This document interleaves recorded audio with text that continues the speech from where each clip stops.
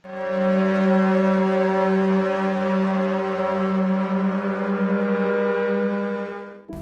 Roro Kidul adalah sesosok roh atau dewi legendaris Indonesia yang sangat populer di kalangan masyarakat Pulau Jawa, Bali, bahkan di seluruh Nusantara.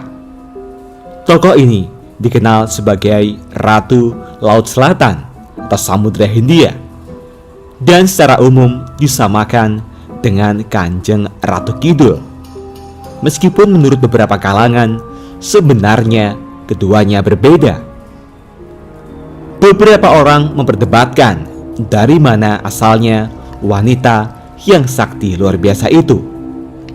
Beberapa pandangan menyebutkan bahwa dia adalah seorang putri raja, seorang bidadari, jin, dan lain sebagainya. Lantas, mana yang paling benar? Tidak ada. Setiap pandangan atau perspektif memiliki kebenarannya sendiri-sendiri. Berikut beberapa pandangan tentang asal-usul Nyi Roro Kidul tersebut. Mari kita simak satu persatu.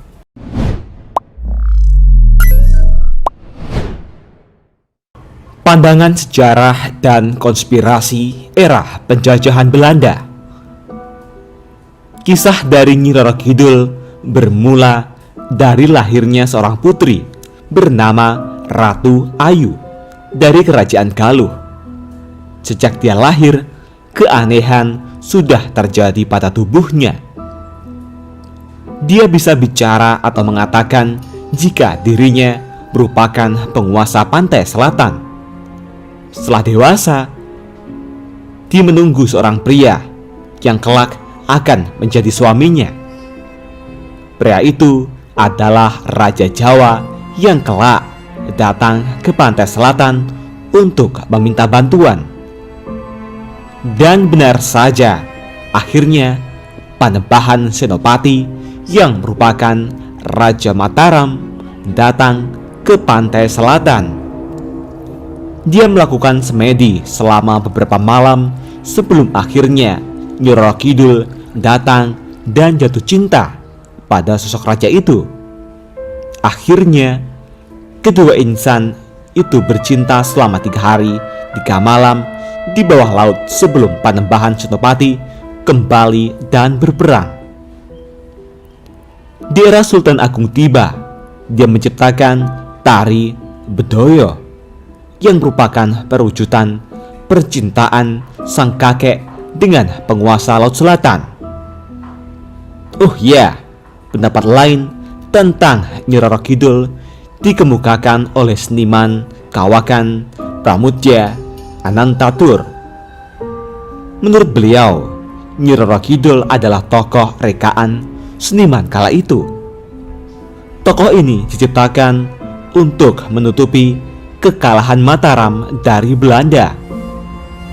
Dengan menciptakan tokoh ini, mereka seakan-akan masih memiliki kuasa akan pantai selatan.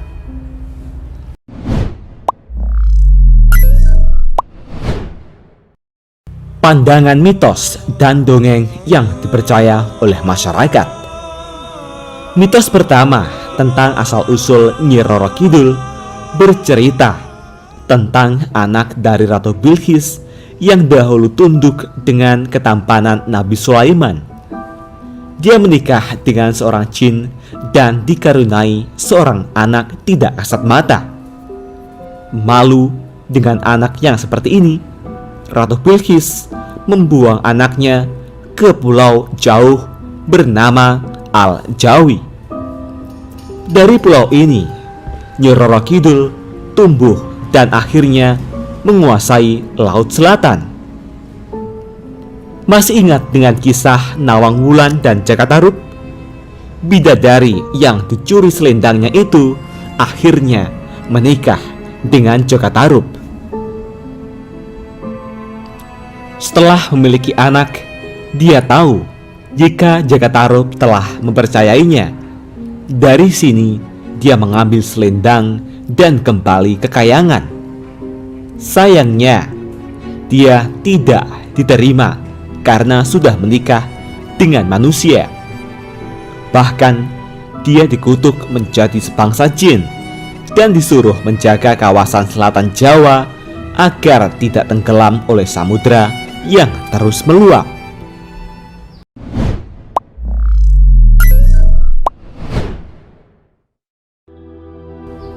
Pandangan Islam tentang Nyi Roro Kidul.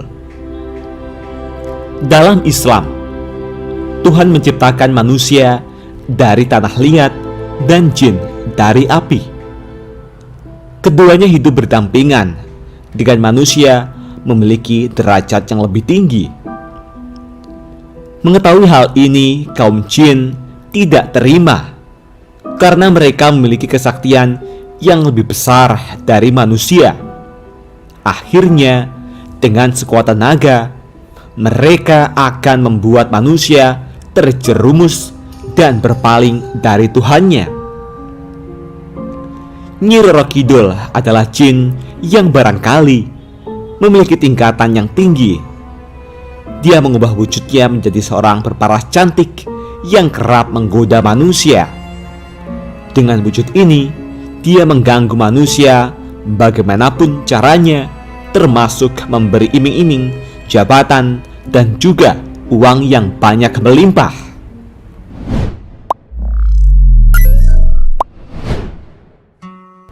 Pandangan teosofi tentang kebenaran dari Nyi Roro Kidul. Teosofi adalah sebuah doktrin filsafat agama dan mistisme. Pada abad ke-19, gerakan ini mulai muncul dan menyebar ke banyak negara di dunia. Salah satu tokoh dari teosofi adalah Geoffrey Hodgson. Dia menyelidiki banyak sekali peristiwa mistisme, termasuk mengatakan bahwa di Borobudur ada dewa penjaga tanah yang membuat kawasan itu jadi aman. Saat mengunjungi Indonesia, Geoffrey juga mengunjungi pantai selatan. Dari kunjungan ini, dia menyatakan bahwa Nyi Roro Kidul tidak ada. Makhluk yang konon dianggap sebagai Nyi Roro Kidul itu adalah seorang putri dari dunia manusia yang bertapa dan akhirnya menjadi kuasa di sana. Selanjutnya, Nyi Roro Kidul dianggap sebagai makhluk pikiran yang tercipta dari mitos atau kepercayaan manusia. Selanjutnya, Nyi Roro Kidul dianggap sebagai makhluk raksasa astral purba.